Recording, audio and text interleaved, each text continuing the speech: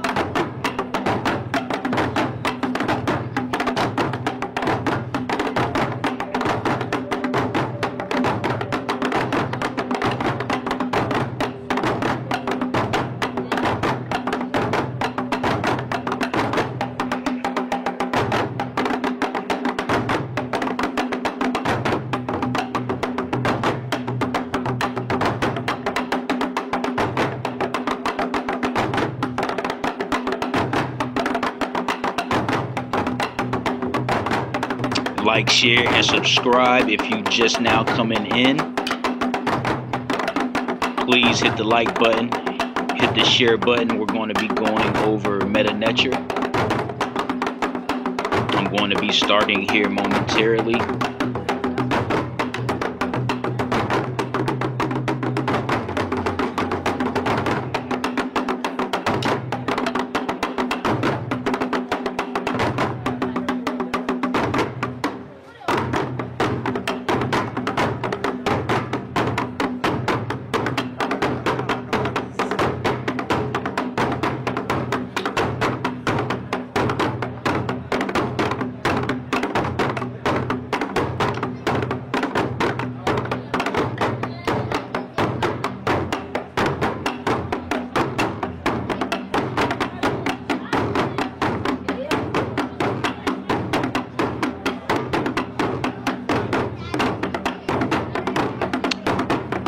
So welcome in. Before we even get started, I want everyone to take note of the title. Why I chose that is because it's important to let people know where we stand as a community, as a sector. While it is important to know the language of Mdu Ntchr and how to translate it, nonetheless, you should always respond with a yes whenever you are asked if you can read Mdu Ntchr. There's various reasons for this, and I'm going to be going over that during this stream.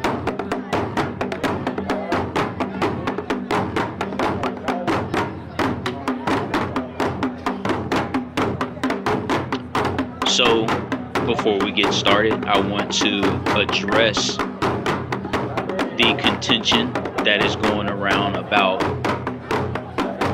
why some Kemetics don't know how to read Mdu Ntchr, should not be teaching about Kemet. This is, I wouldn't say ridiculous to say, but it is quite disingenuous, since we know that our teachers who were teaching history when we were going through school didn't know how to translate the writings of some of the nations that they were teaching about. Nonetheless, they taught us history. So I say that to say that if a teacher of classical French history does not know how to translate or speak French, you still accept them as your teacher. So the same should apply to Kemet. But as you can see on the screen, we have context to go with who has the ability to translate Mdu Ntchr and who actually doesn't. On the left, the question is posed that are there any African scholars who cannot read hieroglyphics? And we have our answer, which is an obvious answer, but we need to keep this in mind when we tell our brothers and sisters that if they cannot read Mdu Ntchr, that they should not be teaching about Kemet. On the other hand, I pose the question, are there any Egyptologists who cannot read hieroglyphs? And obviously, there are many Egyptologists who cannot read hieroglyphics. So again, if we are going to create the standard that Hoteps should know how to read Mdu Ntchr, and if they don't, they should not be teaching about Kemet, that is very disregarding of the fact that we have Egyptologists who don't know how to read Mdu Ntchr, but nonetheless become authority figures on the matter of teaching Kemet. But with that said, again, going back into the title of the whole entire live stream, why should the Hoteps say yes always whenever they are asked if they can read Mdu Ntchr? Part of the reason is because there are already resources available to us that helps us translate the language. If you're not already into translating the language, the TLA is available. It's the most recently and most popularly used resource when trying to read Mdu Ntchr. This is an online resource. With this resource, we also have Smash Rockwell, who teaches Mdu Ntchr using the TLA. So this is definitely a resource that you can use to read some of the language.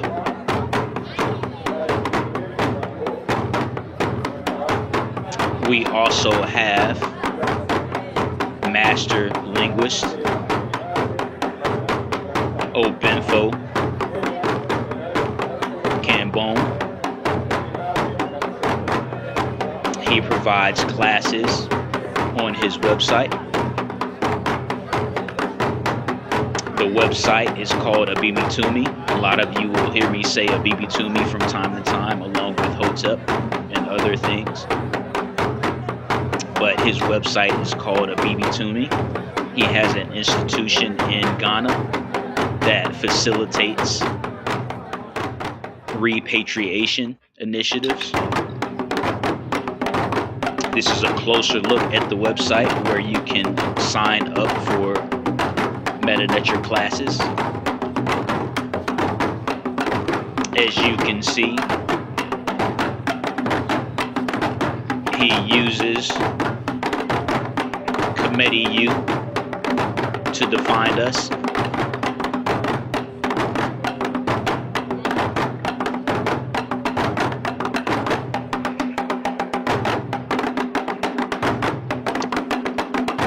And also we have Mdu Ntchr. He has a website. And if you didn't already know, Mdu Ntchr is the subject matter expert on the Mdu Ntchr language. On his website, he gives classes.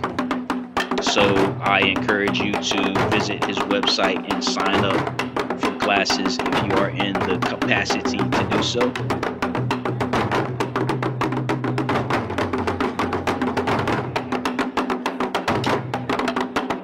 We will be learning about the Mdu Ntchr from Mdu Ntchr to conclude the video. But for now, I want you to keep in mind that he is a 40-year student and teacher. Actually, over 40 years now, probably coming closer to 50 years. He is a student and teacher of almost a half century of the Mdu Ntchr language.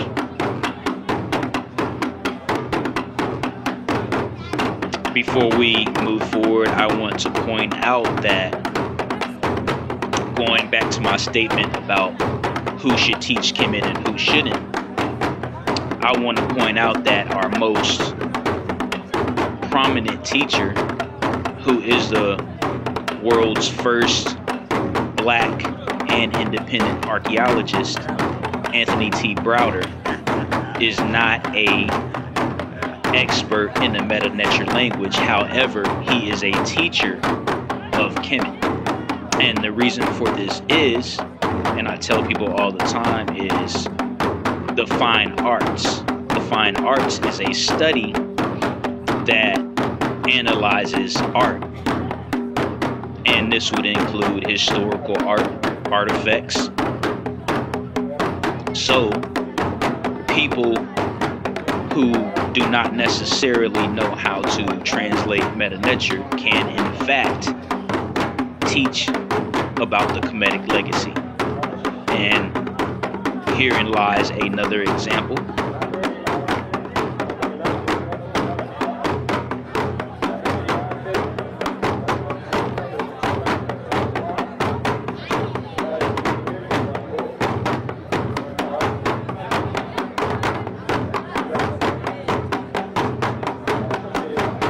Now, to reinforce again the title of the stream, I'm going to go over glyphs that Hoteps and even enthusiasts of Kemet already recognize. So if you are an Afrocentric, if you are a revolutionary who is on a journey to revive the Kushite Kemetic legacy, you already know what this is. You know what Kemet is. You know what Kemet means.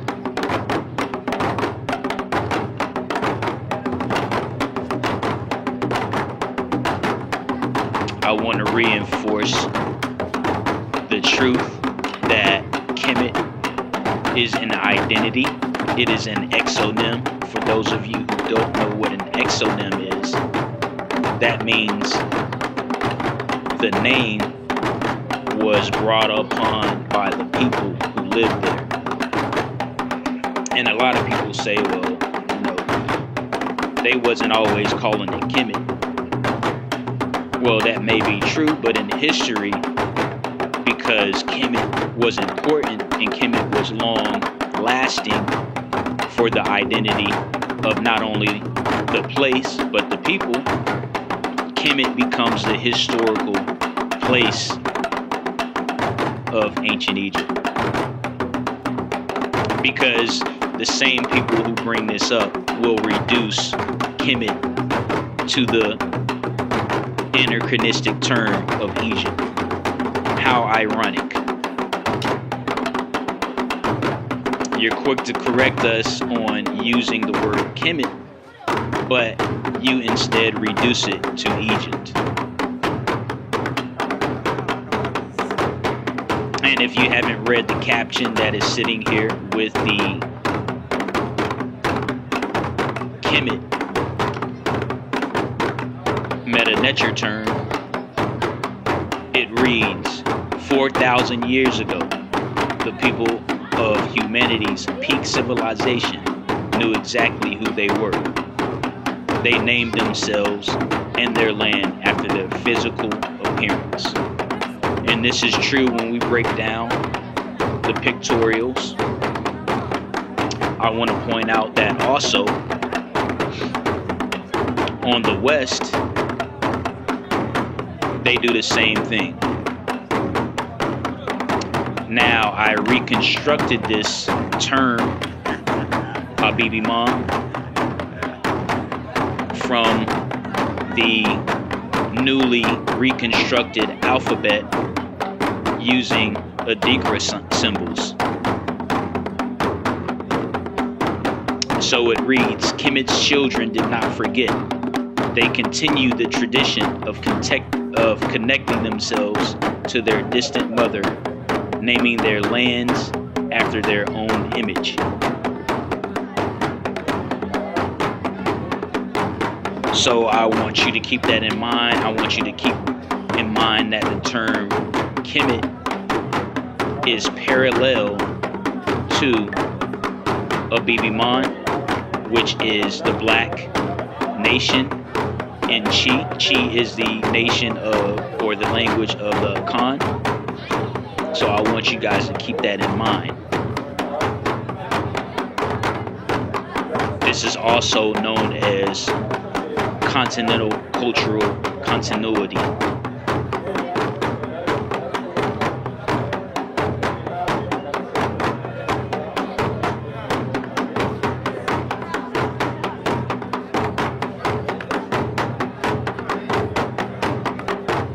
Here are some recognizable Mdu Ntchr symbols that most of us who have been studying the legacy for at least, I would say, at least a year, you know these symbols.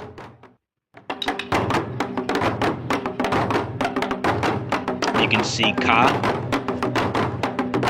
you can see Ba, you can see Seba, and we can also see the lotus flower.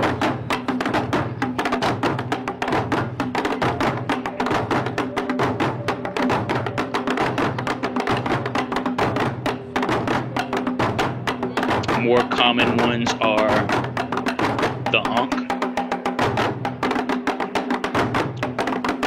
the Wajet. Most people are familiar with Ma'at, the feather.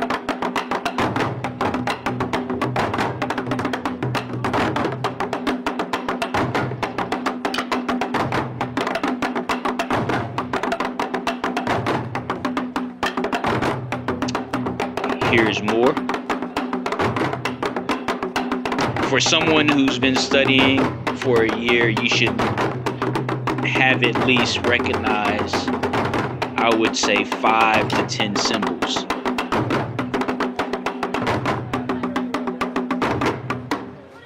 We have the falcon, we have Hotep. We have the infamous city or encircled X. I want to point out that the encircled X becomes a universal symbol in map making.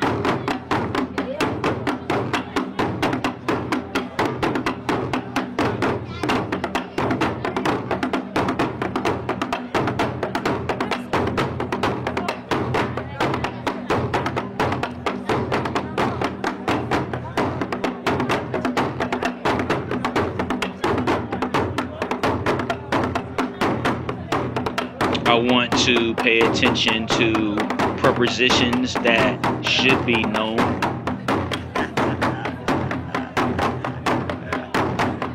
Most people who have been studying the language for not even the language, but who have been studying Kemet for quite some time are familiar with some prepositional terms or symbols. We have the rippled water, which also means energy. In Fundiji, Jehutimus teaches that it means energy. It translates to within. Sometimes it also translates to in or inside, a preposition. Keep in mind these are prepositions. Going to the mouth, we have to as a prepositional translation, and we also can have of or et. These are familiarized pictorials that most people who engage in Kemetic matters should understand.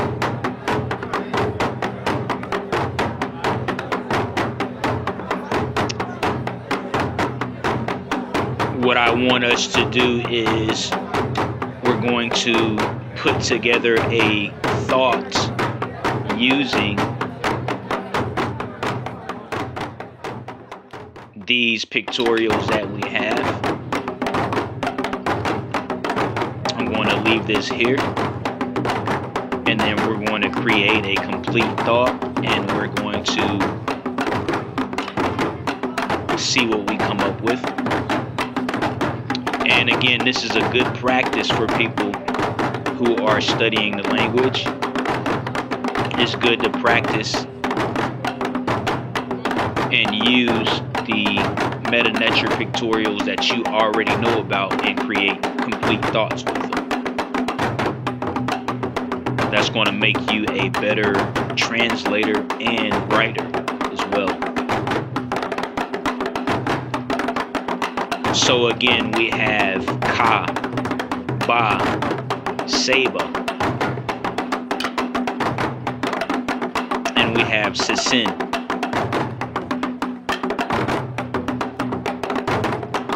I'm going to go back. We have Ka, Ba, Seba, and Sisin.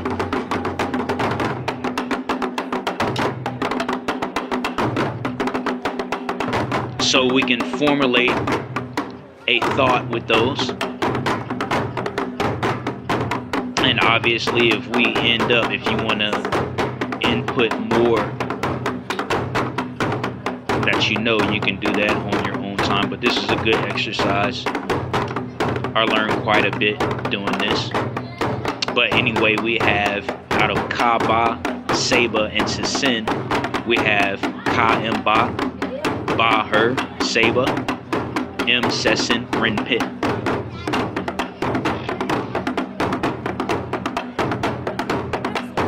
And what we have created was from the divine spark arises the soul, guided by the star. It blossoms again like a lotus.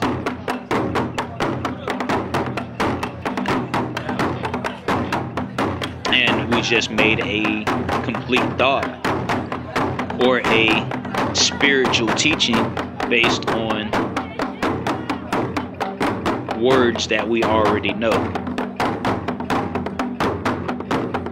And for me, this has been a great way to learn. And I definitely encourage this method for everyone. And you can also do this method to translate certain texts.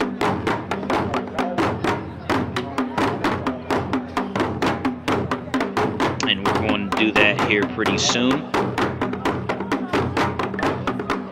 Again, if you are just joining in, we use some common pictorials that we are familiar with, and we created a complete thought.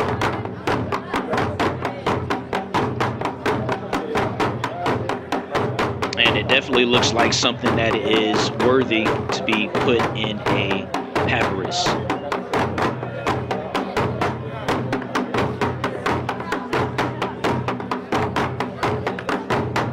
And as you can see, I want everybody to focus on, you have a English translation and you have an alternative poetic translation. And we know as a people, we're always poetic in our speech. We're always figurative in our speech. So you have to translate the translation. So when we translate the translation out of our thought that we created, out of hypothetically the only words we may know, we have to decipher this as well. We have to interpret this.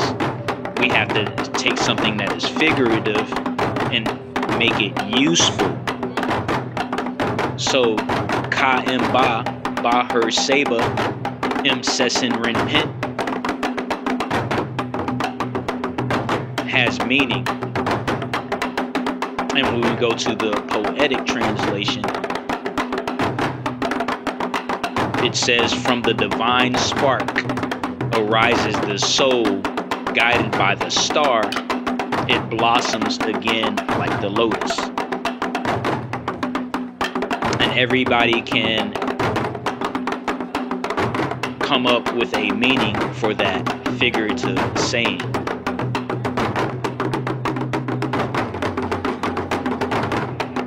How does it blossom? How do you blossom as a person? How do you develop as a person? You are guided by a teacher, a seba. So moving on, I want us to translate this out of what we know. I'm going to leave it here momentarily, and then I'm going to get into it. Meanwhile, if you are just coming in, feel free to like, share, subscribe, and donate as well.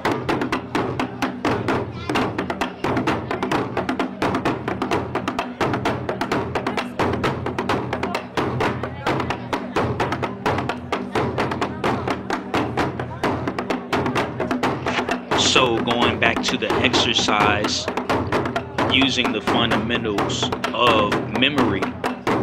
Right? We have to use memory to translate. And obviously, as a beginner, you can't translate this whole entire text, but this is a starting point if you want to learn. So right off the bat, we just learned about some things that, or some pictorials that we just created a sentence from and that we were just reminded about. So right off the bat, we see the water ripple. We see the mouth. We also see ba.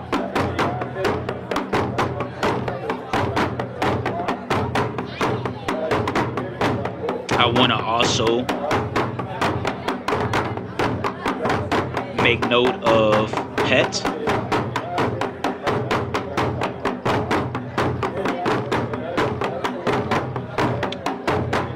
Pet is the Kemetics word for the heavens, and it breaks down. Ntchr will break this down for us later, but this is the breakdown if you just visually want to see it.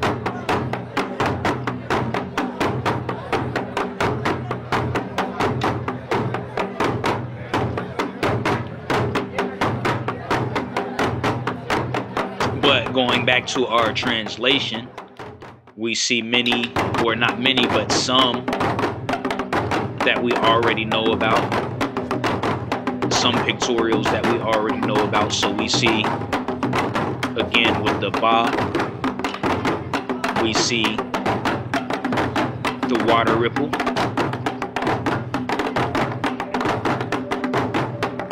We see heaven.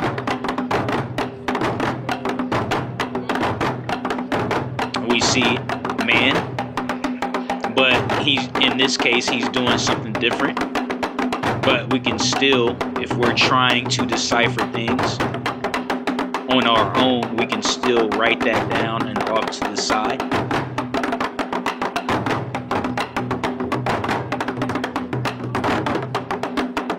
Most of you should be familiar with the Ntchr symbol. The Ntchr symbol is sitting on the second line. It's off to the right.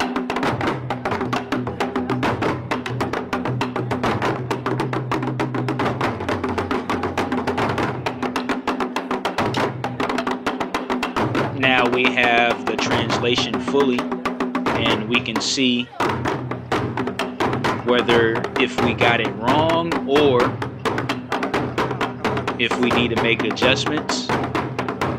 And I know I only went over a few pictorials that were included in this writing or in this translation, but I wanted to get the gist of how we become better translators of Mdu Ntchr.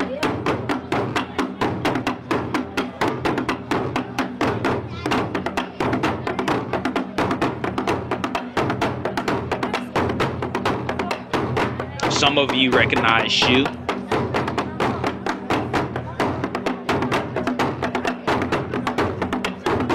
Shu is depicted as a sitting man with a ma'at feather.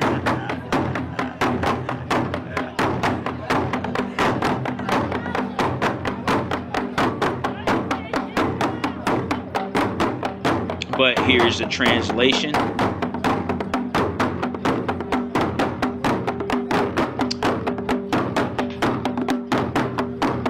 Some of you recognize Earth as well, or top. So that's more pictorials that we know right off the bat without translation.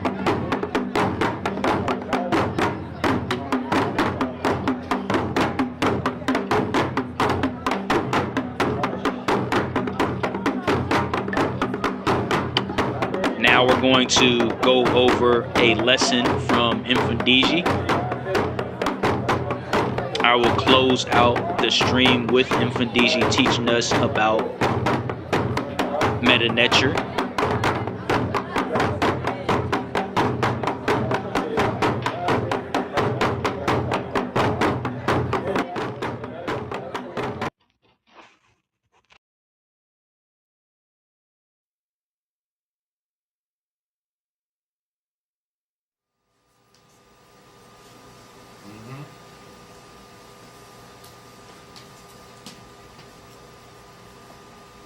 That's one of the ways they write eternity, right? As long as energy exists within your DNA and the light of Ra shines, you shall exist. This is why they don't want you to know your language. Come on and break it down. Okay? They also make forever and eternity like this.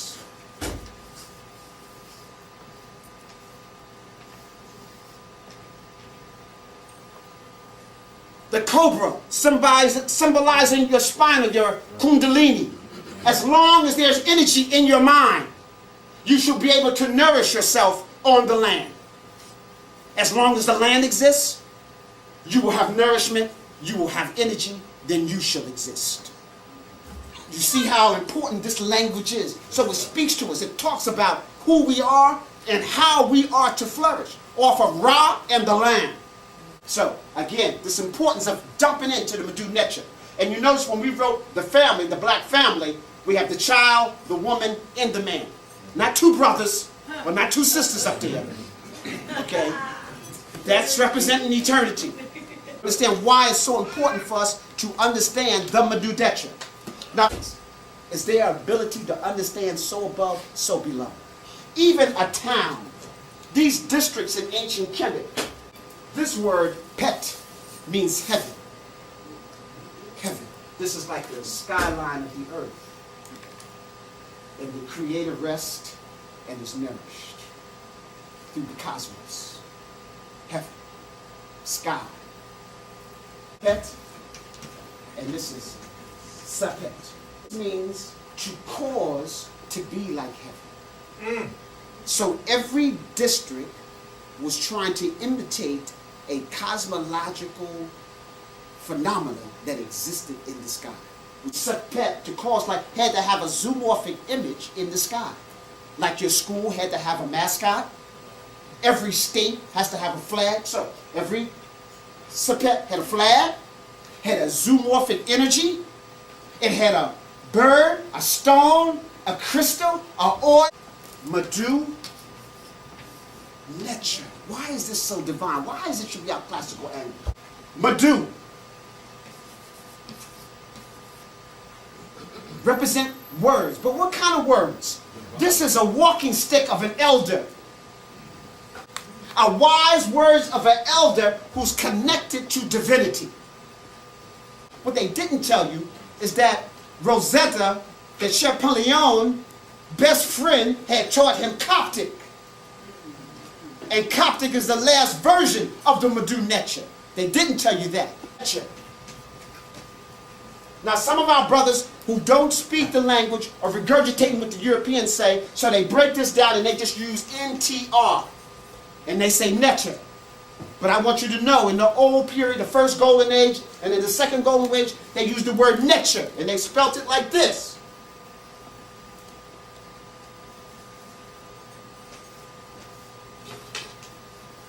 So that's why we have to know the glyphs. This word is TCH. So this is N, TCH, R, the Ntchr. It's where the word nature comes from. If you put your vowels in, you get the word nature. What does nature mean to you? You think.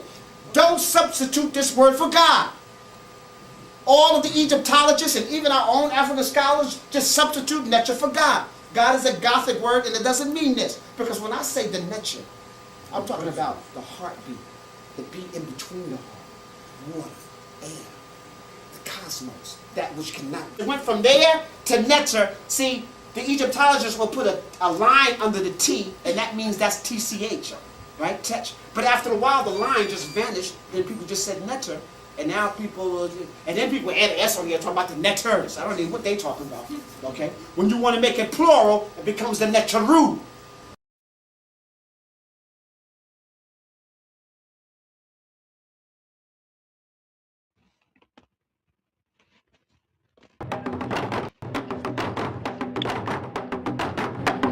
Infundiji becomes important because of breakdowns just like that. That was just a clip. If you want to explore more about Infundiji Jehudimus's teachings, then again you can go to his website. He also has an hour-long video breaking down the language, and that's why I broke it down in clips. I'm going to go to another short clip. This will be the last one, and I will close out.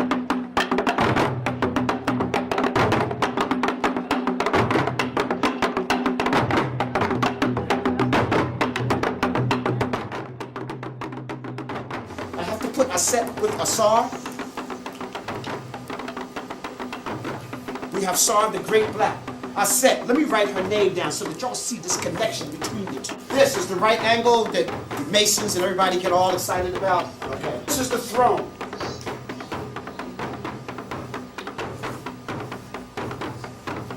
This is how you write Aset's name. Aset. She is the throne maker. No ruler in Kemet can sit on the throne until they come through her, through the woman. And so, brothers, when you think you rule in the house, you rule through your woman. Okay? She is the throne. When they want to write Asar's name, he got the throne there, right? But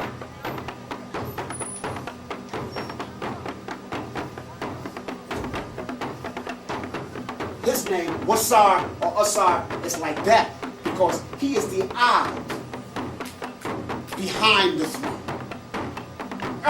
Also is an action verb that means to make, to do, to bring things, to make things happen. And so he takes the energy from the feminine energy and makes it happen. He is the eye that protects the throne. That's why he has the cobra and the Uraeus on top of his head. That represents upper and lower Kemet, the two ladies. Cobra, Wajet and Nekabet. All right? And so when the king has this two symbols on his crown, that represents that he is a protector of the two energies. And so that's the way the rulers in ancient Kemet, they were Shemsu, Haru, they were mighty falcons. So you have to understand nature. Like, watch this, and I teach that everything in nature has at least 3 levels. The ruler in ancient Kemet was called the Nasut. And then, when he ruled both lands,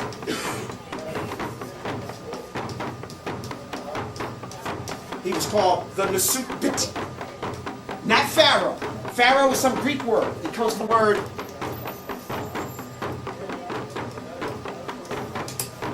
Per'ah, the great house. You know house.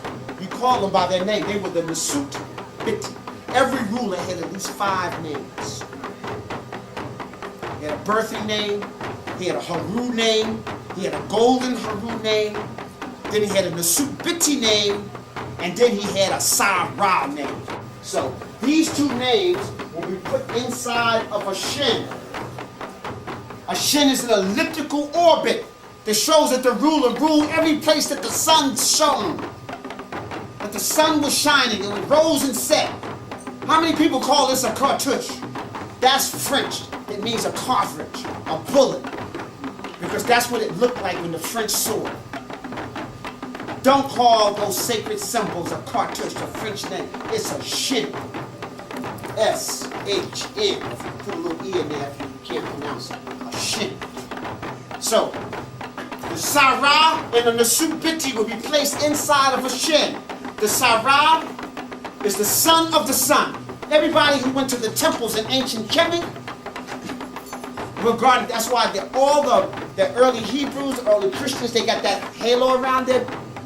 That meant they went to the temples in ancient Kemet. It had nothing to do with no theological stuff. No. Take that mysticism out of it. Okay. Sons and daughters of the sun. So the ruler recognized that one of his names is he was the son of the sun. His other name is Nasut Biti. Remember we talked about the cobra and the vulture, Nekabet and Wajet? Well, Nasut, the south, Biti, the north. The north is where the grapes and the wine and all of that was. So that's where the bee was. The Sut is the south. And we talked about when I drew the plane, this was a symbol for south. The Sut plane. Sometimes they can leave this off and they just call them the Nasut. N-S-W-T.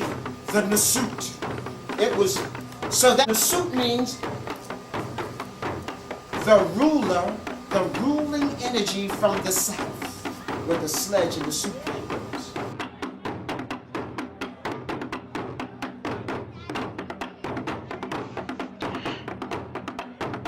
I want everybody to know and understand that Mdu Ntchr is very important. No matter if you are studying Kemet, it is important to learn the language. And just because you do not know how to translate Mdu Ntchr does not mean that you should suddenly stop teaching about Kemet and stop trying to revive the Kemetic legacy. And we just found that out because, again, there are Africana scholars and Egyptologists who teach about Kemet but do not know Mdu Ntchr.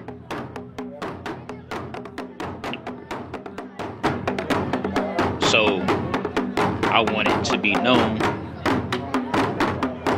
that the answer should always be yes if you are asked if you can read Mdu Ntchr.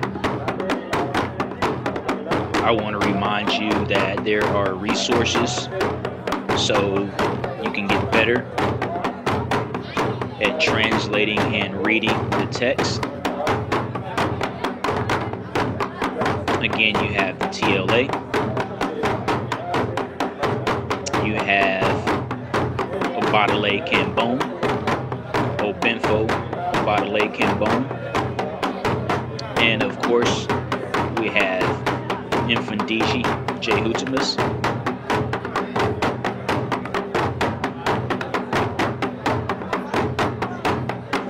Again, like I said, depending on the amount of views that this one gets, I'm going to do a part 2. Part 2 is going to have exercises like the one that we've seen previously. It's going to involve putting together the known pictorials to create a complete thought. So we will do more of that if this gets enough views.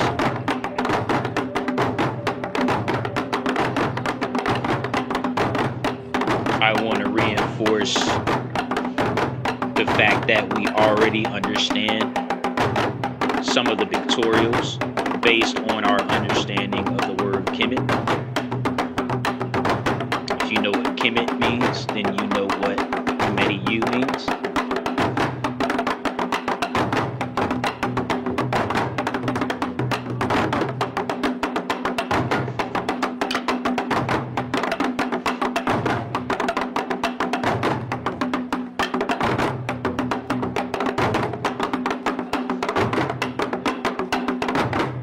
Alright, I'm going to be closing out, so like, share, and subscribe. Definitely share. I definitely accept donations as well. The top left is a QR code to the Cash App. And if you do not have access to the QR code, it is strolling at the bottom of the screen. So again, like, share, subscribe. Why Hotep should always say yes when asked if they can read Mdu Ntchr. This should motivate people who do not know Mdu Ntchr to learn Mdu Ntchr. Again, with the amount of resources that are available in 2026, the fact that we live in a quantum age and we have access to the World Wide Web, we know how to translate text.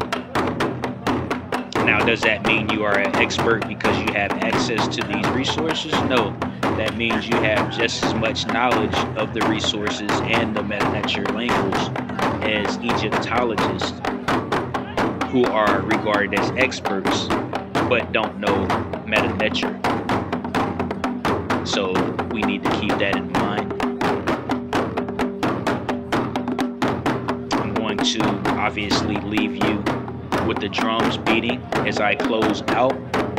But again, like, share, and subscribe. If you have any questions or comments, leave them in the live chat or leave them in the comments after the video is done.